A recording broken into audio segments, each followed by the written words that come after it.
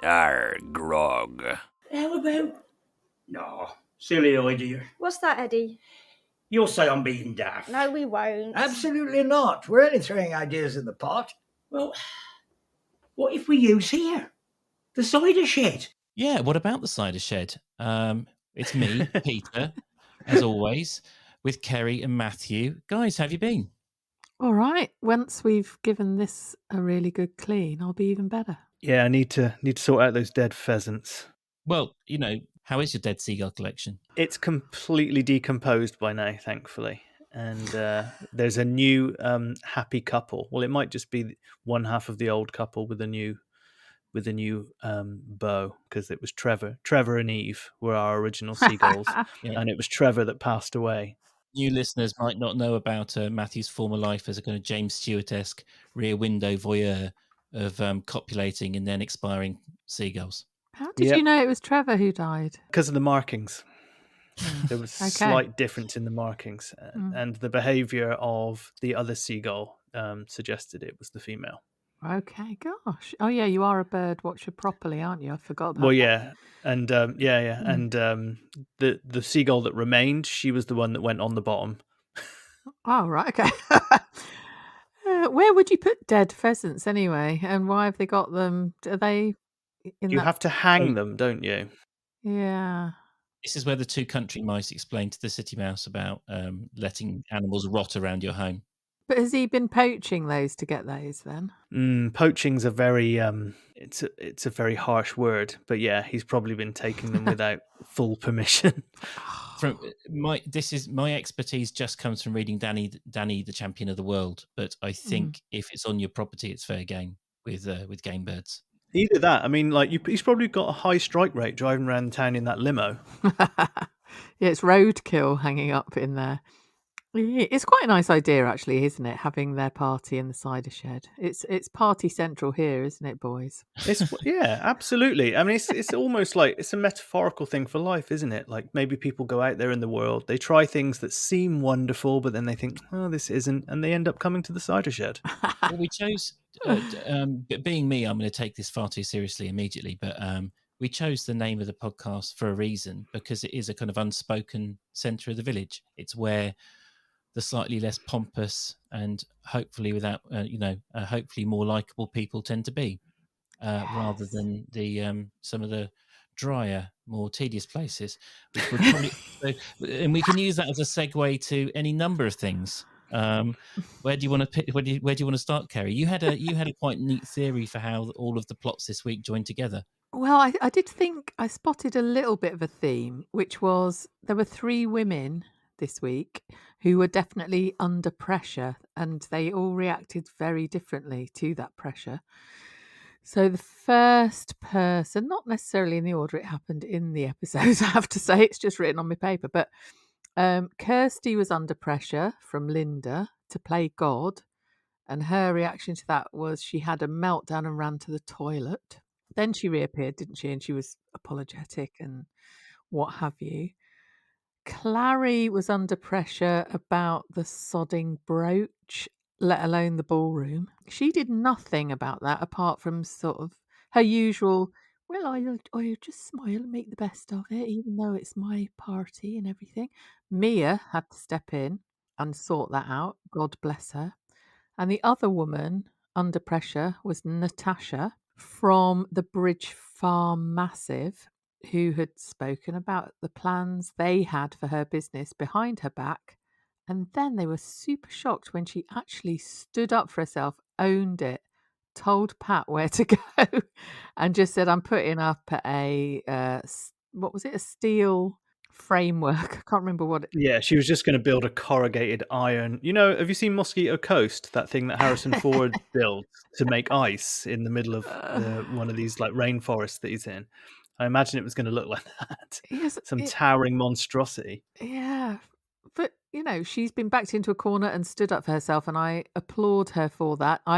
There was collateral damage, though, which was Fallon, so I'm sorry about that, Matthew. I don't know how you feel about that. How on earth did Fallon not point out, that, like, why is Summer Orchard coming to tear down an orchard to build its corrugated iron monstrosity at the back? It doesn't seem Doesn't seem like it's on brand. The messaging is very bad there, I think. You're going to tell me that Werther's Originals isn't really made by a bunch of, doting old grandparents next. In cardigans. Yeah. The only thing she could have said worse is like, and we're going to call your new cafe the Tia Ambridge. She started screaming, didn't she, really? I've put a lot into this tea room. Sounded like a Dalek then. It did a bit. Sorry, I don't know what happened there. Yeah, I think it was Miranda on Twitter. She put something like, this chopping down orchard trees to make way for an orchard juice business makes perfect sense. I was desperately trying to think of wordplay to do with the Daleks, and the best I got was desiccate to do with maybe some of the coconut on her cakes. But so sorry, I'm sure Matthew's brain was doing something similar. Oh no, I was just thinking about Fallon losing her shit. Oh, yeah, you're too. You do sound very calm, Matthew. Given that one of your two. Well, you just kind of thought it's that thing, isn't it? Like Natasha. And although Natasha remained too calm, I wanted Natasha to get more into it, and I just thought they might accidentally kiss. Oh, listen. Speaking of naughtiness and Fallon, there was a right weird bit where at the beginning she was sort of going, ooh, ooh. Did you notice? As if I thought Matthew's going to think she's got love eggs in or something.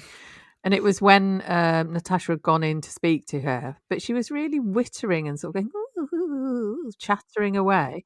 She was like, "Yeah, Harrison's been called off to a terrible pile-up." Yeah, a lorry's tipped over on Bridge Street or something. He's on traffic duty now, I think, is the unspoken, side. Yeah. We all know why. But then Natasha just went in with, it's about the business and there are plans for it and it involves you and you need to sit down and listen to me. So she went in really hardcore, didn't she? Negotiated a rent reduction without consulting Tony or Pat. I mean, it would be fine if it was just Tony she had to deal with, but it's unfortunately for Natasha, there's Pat, isn't there? Not unfortunately for Natasha. She can handle her very well. It's not a problem. I did one of my Boris Johnson U-turns, Matthew, while you were listening to listening to your Thursday episode. And basically I started off like, oh, well, Natasha this, I hated the way she behaved. And, for once I was on the side of Pat, and then Keri very quickly turned me around and made me see the error of my ways. I don't think I have a side in this, to be honest. I'm just enjoying, I'm enjoying just the two of them going at each other. Pat does annoy me. Does Pat have love eggs in Matthew's imagination? I want to know who's got the love eggs in. They all have. Jenny and Clary do. They've got a right old vibration going on in their voice. So it's like it's like an Ellen show. Like, you've got love eggs, you've got love eggs, everyone's got love eggs. Yes, that's how it is in my house, anyway.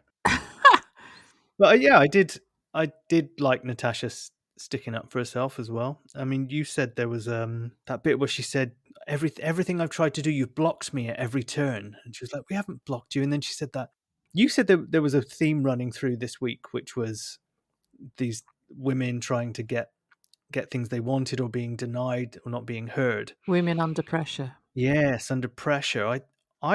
I don't know. For some reason, I kept on being reminded of John Archer all the way through it, because Natasha said something quite Lear-esque to Tom early on, where he was saying something about, I always grew up playing second fiddle. And she said, well, you're not second fiddle to anyone now. And I was like, that's a bit odd to say that, considering where the hierarchy was. And then she said later, like, you're not going to squash me. Like, I was like, oh, don't say it. Yeah, you're not squashing me down the way you squashed Tom under that tractor. Is she accusing? Oh, no, no. Yeah, I see. Yeah.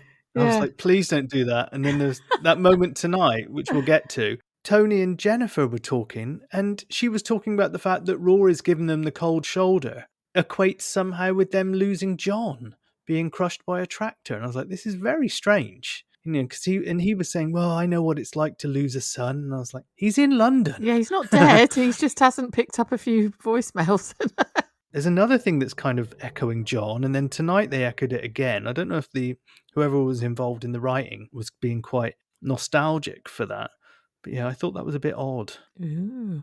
And I did think, Tony, fair play, went round to Jennifer. How are you, Jennifer?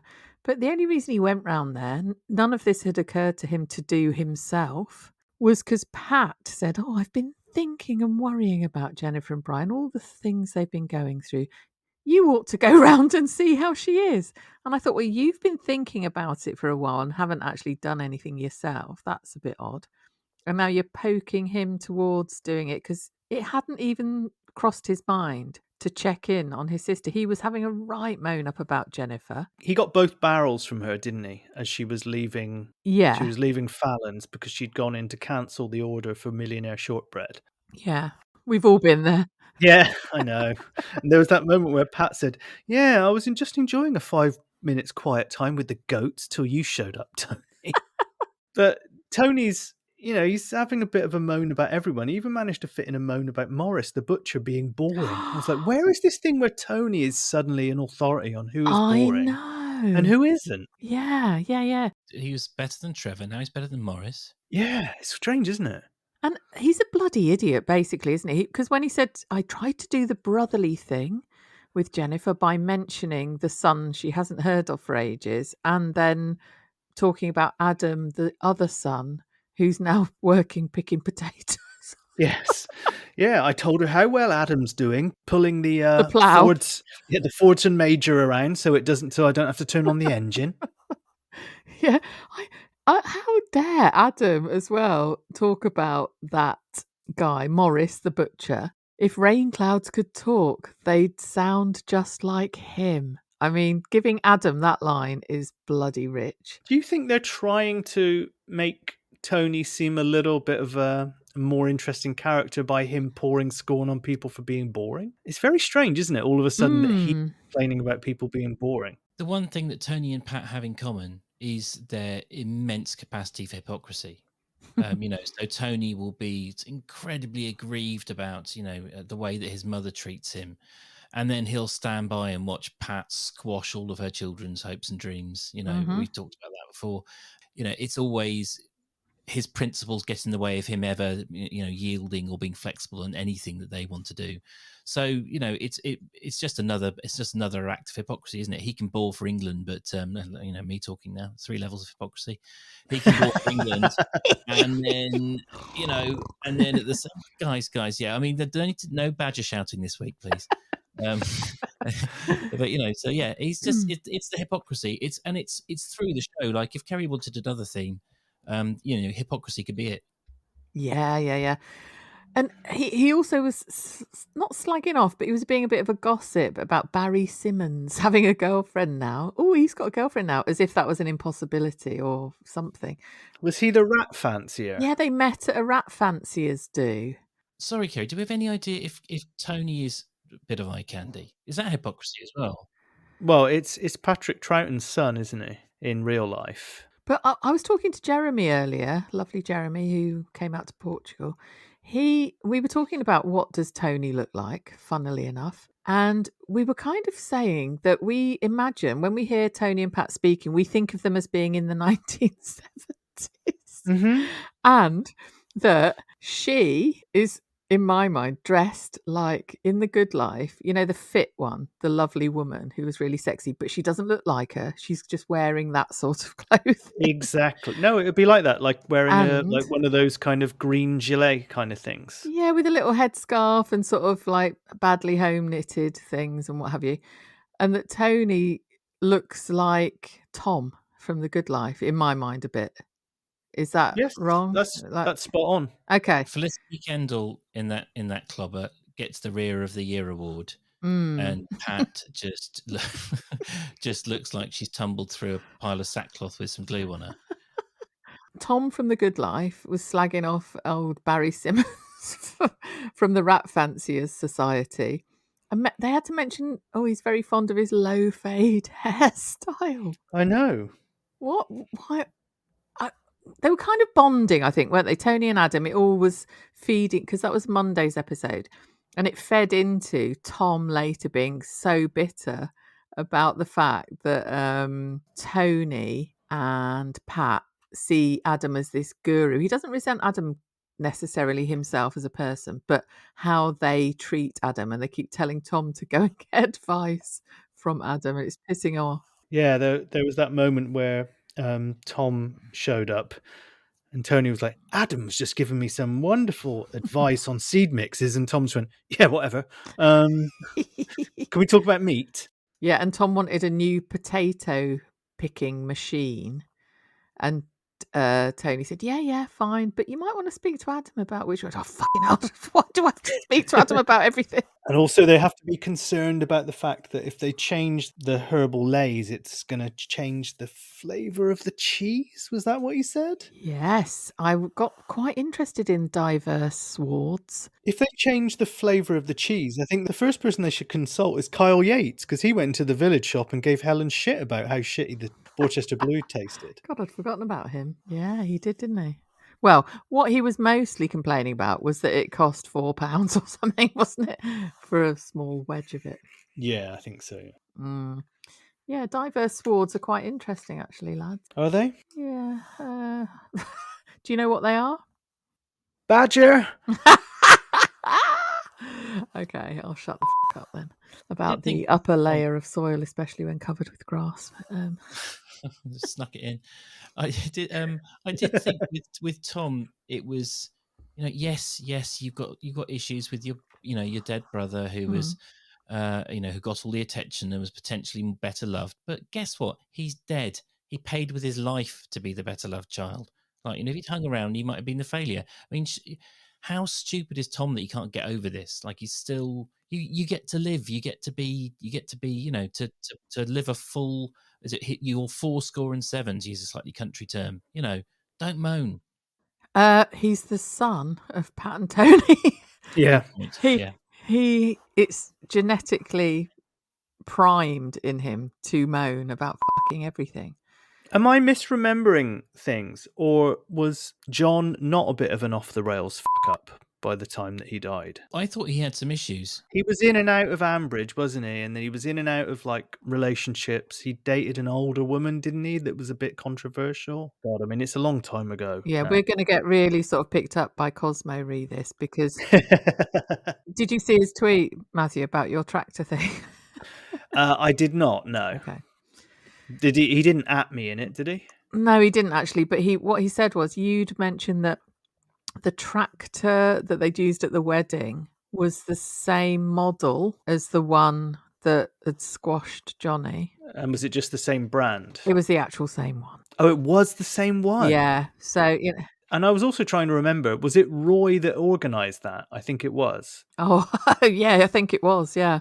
So it was the exact same tractor? No. My memory of it is that Roy was like, oh, it's a Massey Ferguson. How stupid of me. And it wasn't that it was exactly the same tractor. It was just that it was a brand. Well, you need to take that up with Cosmo then. Okay, Highlander style on a New York rooftop. An arm wrestle would do, that's fine. Yeah, there can be only one tractor story. Sorry, Peter, I cut you off then because I remembered about Cosmo. I can't remember what I was about to say at all. But I do. Johnny and Tom, maybe. Oh no, just that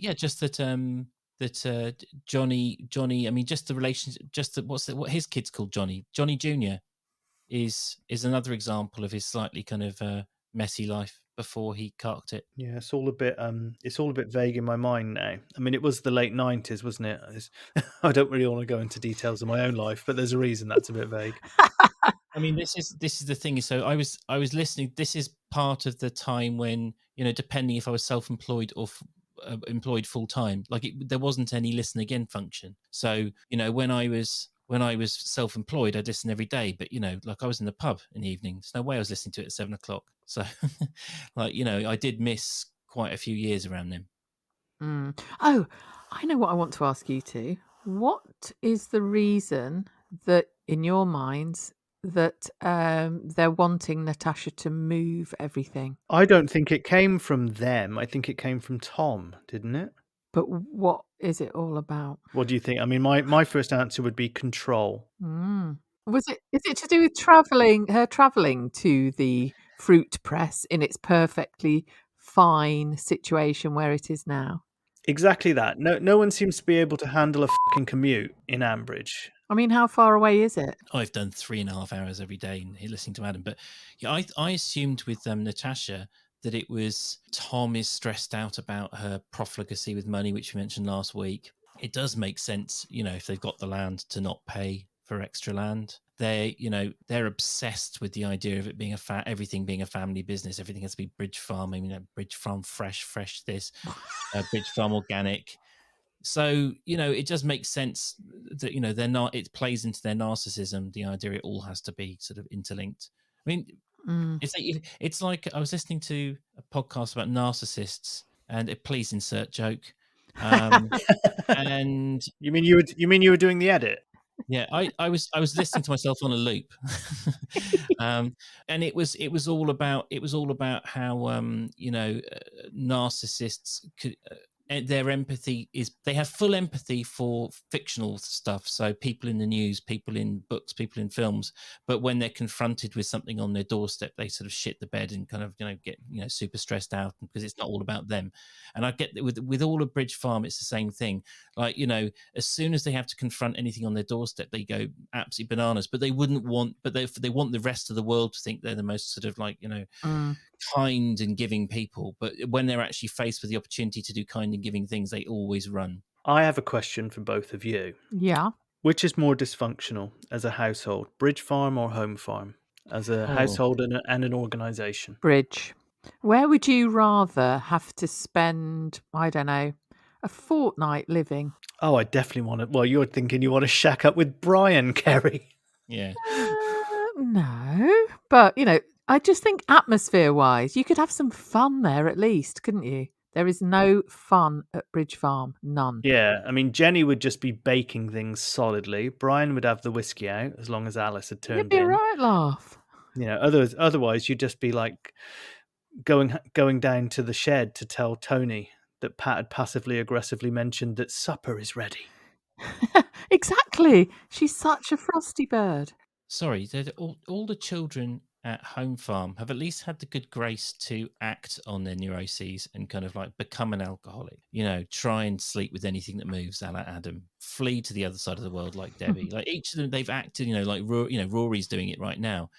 And Bridge Farm, they all just sat around, not even having the guts to kind of like let their faulty personalities play out and be interesting.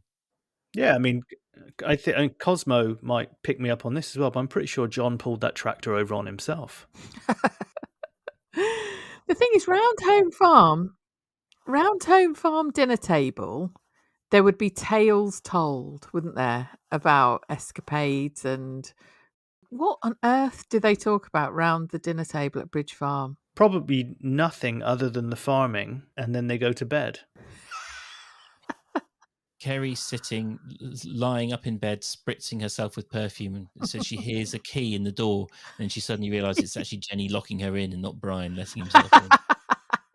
Keri does carry Tommy Girl on her at all times for a little spray. Ah, I do. It's either that or Chanel. I'm sort of, from the sublime to the ridiculous, or the other way round. Yeah, Chanel tonight. What did we think about when Tony went round to see Jennifer? She went well, you've missed Brian. Him and Alice have gone off for a pesticides talk. And I was like, do you think Brian was there like, listen, I've told you, no herbicide shots before 12, Yeah. Alice. And certainly don't mix it with pints of fungicide, for goodness sake. I buried it 6 foot deep and it got me in trouble. I recommend you bury it at least 20 foot down. Oh, he doesn't have to worry about that anymore, does he? Much like Adam complaining about work shortages at the abattoir. Because he was saying, I'm surprised Tony managed to get a slot at the abattoir for his Angus's because of the labour shortages. But I read in the Telegraph today that George Eustace has encouraged working mothers to go and work in abattoirs to fill up the migrant worker shortage. There you go. Fine. Everything's fine. Okay. You up for that, Keri? I mean, you could slip out a bit of lamb while no one's looking. Yeah, it sounds quite good, actually. I'm looking for work in the new year after my gardening leave. I'm trying to imagine this abattoir owner in Brighton going, hang on, we're shifting like 20,000 carcasses a week and I'm making a loss. And only 2 are coming out the other end. Yeah. In the meantime, Keri's down at Curry's. Well, that's hard to say. Getting like 20 chest freezers. I mean, why not? What I'm more perturbed about is you reading the Telegraph, to be honest. It wasn't that. It's the fact that it was shared all over Twitter about how ridiculous it was. Oh, thank God for that. No, I wouldn't Phew. read it. It's behind a fucking paywall. I wouldn't read Mm. that Tory shit rag if I had to pay for it, which I don't have to. Good man. Anyway, yeah. Not the Tory graph. And if you were around at Jenny's house, I don't know about you guys, but I actually was quite moved by listening to her talk about Rory and missing him, even though she was talking with Tony. So I guess that answers Keri's question about who would I want to spend time with. Even Jenny at her absolute most lachrymose and upset is better than Tony, trying to show his best version. But what did you find it moving, or was that just me being a little bit kind of weak and also a recent father?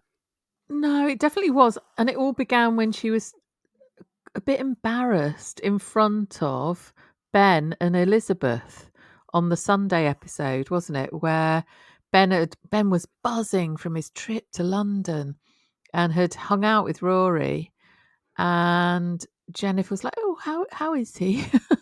Yeah, I'd forgotten about that. Thank you for reminding me about that, because that actually, I found that quite moving as well. You could Yeah. hear she's such a good actress. Actually, I forget She that really sometimes. is. Her voice is extraordinary as well. I love it.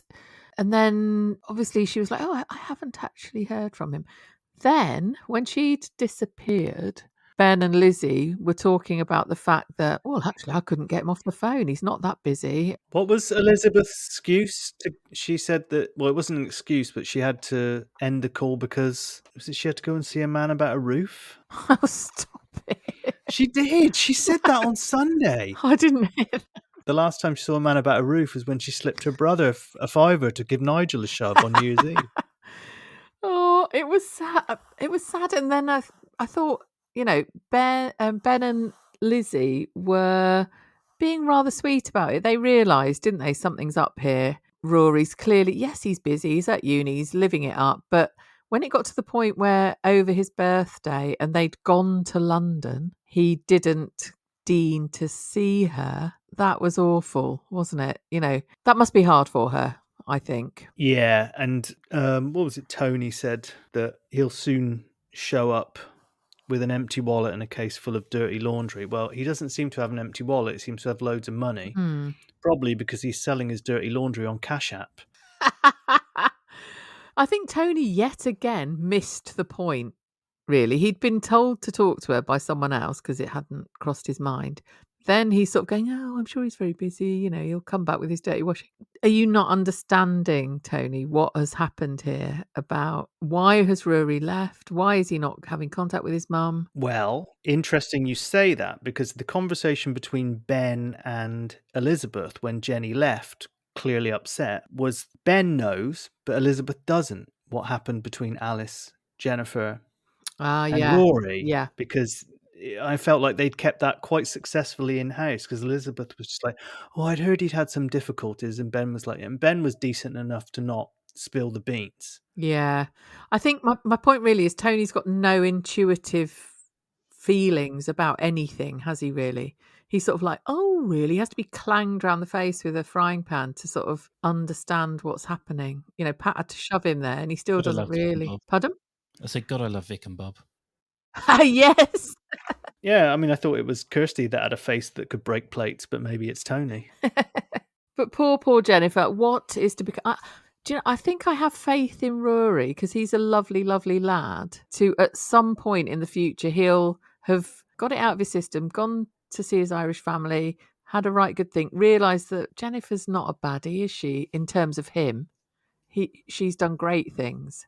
No, and they had that lovely scene at the railway station, didn't they? Yeah, and it's all because of Alice being a twat to him. That at a point where Jennifer and Brian were struggling. A friend of mine is so he's born in Britain, grown up in Britain, but all his family, his parents were born abroad, and we used to argue for years. He's got a very strong regional accent, and I would be like, "Mate, look, I don't want to be funny, but you are, you sound, you couldn't sound more British if you tried." And you'd be like, "No, I'm from this other country. I'm from this other country." Anyway, so he finally went there to find his people, and he came back. He's like, "Yep, British as anything." And I know Rory spent time in Ireland, but actually, when he does go to spend time with Siobhan's family and sort of gets them, he'll just realize that, yes, no matter how dysfunctional and awful, that connection he has with Jenny is as she's, as someone said to her, was it Tony? It's the closest he's got to a mother. Yeah, you're the only mother he knows. Yeah. I tell you, if from someone who's lived in Ireland for 10 years, you go into a pub in the rough end of Donegal with Rory's accent. Good luck, mate. Yeah, oh God. Why, was there anything else to say there about the whole Jennifer thing, really? The only thing I'd say is the only stress she doesn't have in her life at the moment is being stuck in Linda's monstrous fucking play, or whatever it's called. Yeah, I guess. I mean, luckily it only got mentioned in passing as a vehicle for Roy and Kirsty getting back together, didn't it? Sorry if there was a click there. That was my left shoulder. Ooh. We did have to suffer Linda being persuaded to be God today. Ugh. Keri and I did about 5 minutes of who could do the best John Hurt as the Elephant Man impersonations. Oh yeah, before the show, but yeah, Keri had me laughing hysterically because she said Linda probably looks like a toffee apple. No, let me explain.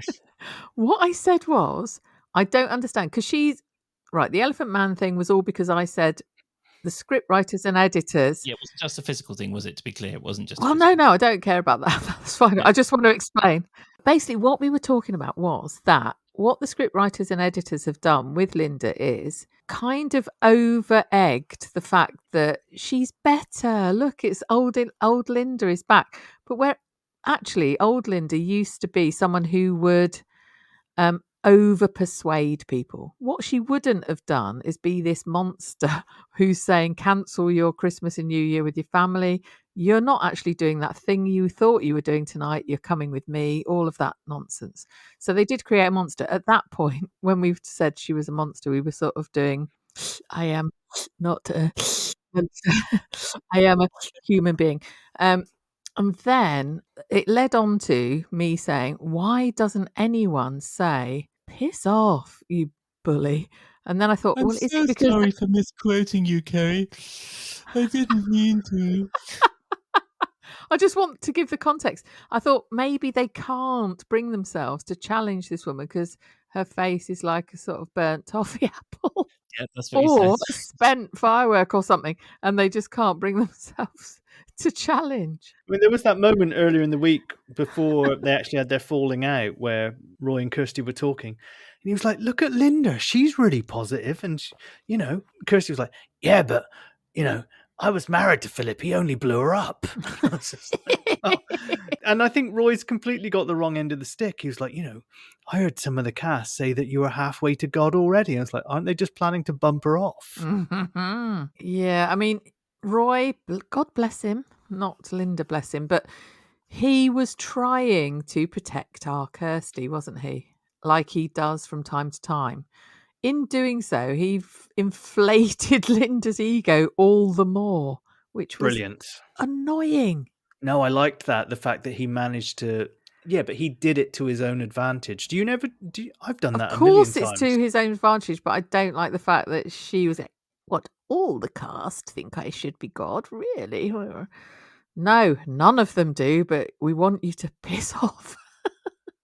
Yeah, we got to hear an almost wedding-esque Kirsty scream, though, didn't we? Oh yeah, when she legged it to the toilet. It was about 60% on the Kirsty wedding jilted scale, wasn't it? But it wasn't bad. I quite liked it all the same. She has had a tough time, Kirsty, hasn't she? You just made me think. Yeah, it is a bit incredible, and we all know she's going to end up with. Is it Roy? Is it Rex? Is it Roy? Is it Rex? Someone beginning with R with 3 letters in their name. Is she too old for Rex for it to be plausible? Well, we've recently discovered Roy is 42, haven't we? I think Rex is around 38, isn't he? No, much younger, isn't he? Oh, is he? Oh, I always get this wrong. Sorry, everyone who's going to correct me later. I will look it up whilst you two chat amongst yourselves. Matthew, you are more reliable than me when it comes to information. So but age-wise with the Archers, I've been out a few times. I thought Roy was in his early 50s, and I had that completely wrong. Just by the way he acts, to be honest, compared to how me and Peter act. Oh God, there's no fucking comparison, is there? Like you do, No, like primary children. I know. As has been mentioned in our iTunes reviews, someone said that the main offenders were the men who act like primary school children. Did Excuse they? me. I was singled out. I'm the only one who's been singled out. What was it? Someone. Oh yeah, someone by who stopped name. someone who stopped listening because I sound too pleased with myself, and as I fucking well should be, because I am a beautiful human being. So Well, let me just tell you, from giving you the inside shtick, and Keri can confirm this, Peter is not pleased with himself. No, he isn't. Really I wish he not pleased with bloody would be, to be honest with you. Oh, He is his own worst critic, and all the better for it.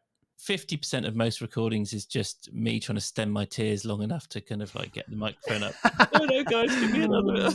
It was a beautiful little break in your voice then, just as you said it. Oh, that was sweet. I will mention it one more time. I have won an acting award. Rex has no age on the old Archer's bloody, character thing. Were you playing the Elephant Man in the school play, Peter? I played Fanny Squeers, and Yeah, but what did you do in the school play?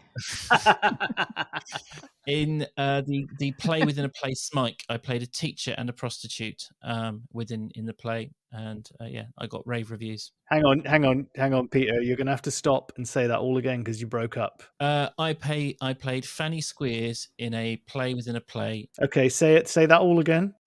Well, have you got some hideous editing trick up your sleeve for tomorrow? No, honestly. I just assumed you had some kind of devious thing where you're going to like 19, then a 19. You're going to have to go Fanny, Fanny or something. Hello, everyone. It's Peter here. I don't know how much of that absolute shit show Matthew has left in. When we left you, I was saying 19 lots. Matthew was pleading that he was not going to stitch me up and was in fact just having technical problems. And I think Keri was staring at us both, realizing that her recent comparison with us being toddlers was 100% accurate. Is that roughly right, guys? Yeah. I think so, yeah. Yeah. So there's a little bump in our road, that's all. Yeah, we don't have many. We don't have many. I mean, don't. it's actually a very easy process, this whole I think we're very professional. Yes, Yeah. we are. Someone word, said that and I was bloody shocked. That word colliding with us twice in the same day does feel very weird. So we discussed Natasha. We discussed the play, Jenny and her poor heart being broken. That leaves us with only one topic left. It is, of course, Eddie Grundy, the most romantic man in the world. Ugh. Yes, brooch world as well. That was all weird, wasn't it? A costume jewellery turtle dove brooch that Elizabeth had on her wedding dress. Really? Did she? Would you? Don't know. On her going away jacket. Was it not the wedding dress? It was the going away jacket that she had it on. Are they like going out jeans? What, like those ones with Fred Flintstone printed on them that you used to buy down the market in the 80s? Well, Sheila had going out jeans, didn't she? Do you not remember? Well, going out jeans. Justin's got his lounge pants. They're styling. I mean, the thing is, with that whole Clary thing, why didn't she just... I mean, I know they have to drag it out, but why didn't she just say from the off, no, I've got my mother's... Thank you, I've got a brooch I really like. Yeah. I didn't appreciate Elizabeth's... Again, that was pressure. I felt it was pressure. I've been rifling around in a box of my things that I haven't used for 30 odd years, 27 years. Yeah, but just say if you don't want it. Yeah, she kept saying, if you don't like it, do say. If you don't want to have it, do say. You don't have to take it. Please just tell me. I'm famously sexy and probably look like a young Kate Hepburn, but you can have my cast-offs. Here, have them, you old hag. Yeah, my daughter doesn't even want it. You can have it though. Please do wear it when you renew your vows, won't you? You'd be doing me a favour. I'm such a hoarder and I'd love to get rid of this brooch that my dead husband gave me on our wedding day. Oh, Eddie, I don't want to break the entire universe. And Eddie was going, take it, take it. It seems to be shiny and might be worth something. Take it. Why has Eddie suddenly turned into an East End gangster?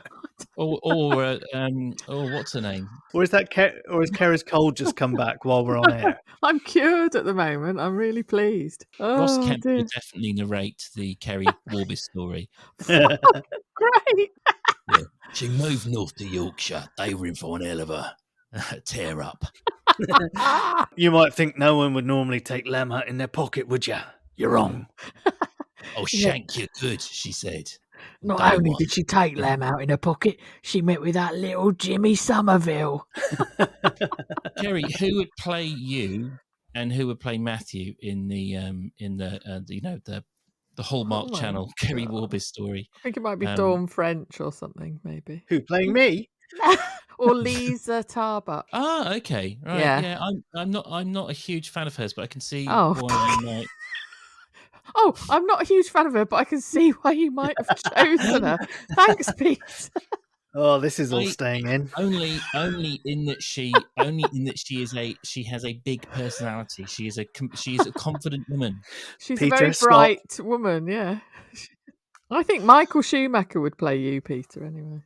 Mike, what? Mike, him now or him when he was driving? Oh, I maybe don't mean him. Is he a goalkeeper? Oh, That's you mean Michael? Casper Schmeichel. Oh, Schmeichel. Sorry. Michael Schumacher is the Formula One racing driver with severe brain damage. No, yeah, if you were, Sorry, no, I'm that's so fair, sorry. It's a fair comment. It's a fair comment. I didn't mean think him. if you had to take Oh, any God. sportsman, I think I would be Boris Becker now, kind of bloated fraud Boris Becker. Keri, maybe who could you be? I don't know, but we haven't done Matthew yet. I know. I'm trying to think. I was hoping we'd forgot about that. No. I definitely haven't forgotten. Yes, you are Peter Schmeichel, by the way. I've just brought him up on the screen. Casper Schmeichel. Yeah, he's younger. It can't be him. Fitter and younger, yeah. Mike, Matthew. What about you? Mike, just call me Mike. Oh, No, I was looking at Michael Schumacher. let's stick with footballers, and we'll go. I think this is the last pod, guys. No, you, Matthew. Oh, you're a bit sort of dishevelled, aren't you? What? In a nice way. You have that hair that's all. John Pertwee. No. What Playing. do you mean I have that hair that's all a bit, like... No, just nicely dishevelled, You're not fucking Wurzel Gummidge. I just mean that... I've been called Wurzel Gummidge on a Zoom chat recently with my friend Andy that listens to this podcast. Okay. You cannot deny that you have dishevelled hair. It's in a good fucking way. It's grown out for sure, and I've completely run out of ideas what to do with it. You're him the lead singer of The Cure. That's who you are. Oh, fuck off. Yeah, well, I second that. It's democracy. It's pod's a democracy. We've got Lisa, the odious Lisa Tarbuck, a fat Peter Schmeichel, someone in a coma, and the one with the lipstick and the hair off The Cure. Robert Smith. That's it. Yeah. How on earth am I Robert Smith? You just are. Just shush. Democracy. Robert Smith's hair is backcombed about 5 feet in the air, and mine isn't. Exactly. He's got an excuse, and mine isn't. Mine is tied back quite neatly these days. No, you're Robert Smith. Stop it. Anyway, yeah. Oh, fuck off, Lisa. So I think this is we're kind of channeling the mess of the wedding. It was something to do with pressuring Clary because of Lizzie and because of Eddie, and just the fact that it was all a massive mess. And then the delectable Mia came and intervened. Angel, she was like, called Eddie into the room. Eddie's been awful, by the way. Yeah. Obviously, even that little thing where Fallon was asking how many quiches they wanted, and he went, she better not scrimp on the bacon. It's like, Jesus, you're getting these gratis out of the goodness of their hearts, and you're saying they should top up the bacon. Not nice. No. But yeah, so she called Eddie in, didn't she, Mia, and said, right, this is how it is. Oh, I can't believe I've been so stupid. Well, we can. There was that moment where he was like, we can get rid of all of those things we wanted. They were saying, well, we might hang on to the chocolate fountain. I was like, well, like literally hang on to it.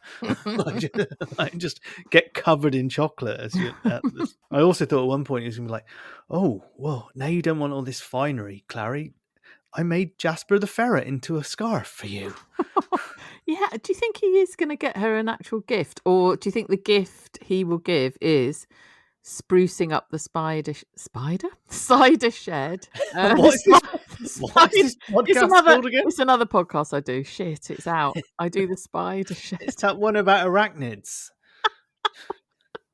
The cider shed with the fairy lights and the winter greenery. It does sound actually quite nice, doesn't it? I think his final line was something like, "I need to make this right," or something, didn't he?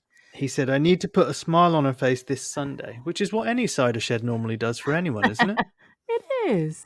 It's going to be. No, I think you're right. I think it's going to be. They're setting up for a really heartwarming episode on Sunday, aren't they? Where they try and take us down a trip down Grundy Lane and tug at our heartstrings. They're quite good at that, aren't they? There was a lovely one before, wasn't there, where it was just the pair of them in some country lane or other being romantic. That was jolly lovely. What would have been wonderful right at the end would have been if Eddie would have said, "Now I'm just going to go and tell Fallon I don't need all of those sausage rolls and quiches." Oh yeah, no millionaire shortbread, no sausages, no quiches.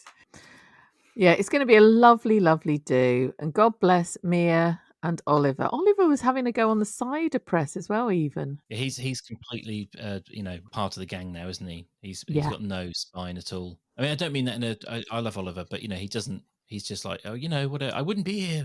I'm not cross. I wouldn't be here if I was cross. It's just, he's like, and then what was it? Eddie said, "Oh yeah, you are family," which you very much get the impression he is, don't you? He's just like, we'll never hear from his daughter again. They're going to inherit the farm. Ooh, Really? That'd be good. I mean, Oliver couldn't hide his pleasure at the fact that Grey Gables ballroom wasn't going to be hired. Oh yeah. By then, wasn't it? He was like, "Wow, it's a terrible shame that my mate Baggy and what was the other mate, Terry Two Bladders or something? They were going to drink the bar up." Isn't it Baggy and Snatch? Was it Baggy Something and like Snatch? that. I don't. Yeah. That sounds like a character from Ibiza or something. But Oliver sort of just went, "I think we'll manage." Yeah, and they've got another booking, haven't they, that are cancelled somewhere else and blah blah blah. So all is great. Eddie said, "You'll never get one of those." And then Yeah. they got one. Kerry, we were talking earlier. Talking of bookings, did you get any feedback from our secret upcoming guest? He obviously, as mentioned last week, our secret guest said he would be coming on in December, and I've messaged to try to tie him down to a particular date and haven't had the confirmed date yet. So it's still out there. Yeah. So we can't confirm his identity, which is a shame. Never No, mind. there've been a couple of guesses on Twitter. And has anyone got anyone near close? Yes, someone has guessed it completely. Other people have thought it was Brian. And it isn't Brian. I've been on a podcast with our Brian before. But you were once invited onto Richard Stilgoe's houseboat. I was. Yeah, why have you mentioned him? Yes, I was. Well remembered. Bloody hell, Matthew. Well, because when you told me that, I have an incredible memory, Keri. Just a warning to both of you. Can't remember much about it. My dad worked for the BBC, knew him. We were returning something to him on his houseboat. Yeah. I wish I could remember what we were returning. I've got a feeling it was some sort of game, but why would that have been happening? I'll have to ask my mother. My dad's dead, so I can't ask him. But yes, I have been on Richard Stilgoe's houseboat. That's one of many celebrity encounters I've had in my life. I like the way you're serialising it, Keri, so that to keep the intrigue. Come tune in next week to find out what went back to Richard Stilgoe's houseboat. Serialising it. Come for the Archers, stay for the Stilgoe. Okay. So you mentioned the guesses on Twitter, Keri. What is our Twitter address again? It is at the Cider Shed Pod is where you can find us on Twitter. We are still accruing lovely numbers. People join us every day, the merry throng. We're up to 1,561 followers. So my aim is to get to 2,000 before the end of the year. Please nudge people and tell them how fabulous we are. I think that's the same handle as our Facebook and Instagram accounts, isn't it, Matthew? Where you can test Matthew on his prodigious memory. The Instagram is the same as Twitter, at the Cider Shed Pod, and we have a Facebook group which is called the Cider Shed Podcast. That's where you can find us. And if you want to email us, it's hello@thecidershed.com. Love to hear from you. You know, feedback doesn't just have to be done on iTunes reviews, although please do give us an iTunes review. Call out some of my smugness if you want. That's optional. The other promise we made is we're going to make plans for Christmas. We still haven't done that, but it seems like that will be informed by the availability of our mystery guests. So I guess that's going to have to wait another week. Yeah, that's okay. We've still got, 5 weeks before Christmas? More than that? Something like that. Plenty of time to I've seen my first neighbour's external Christmas decorations tonight. Okay. Are they impressive?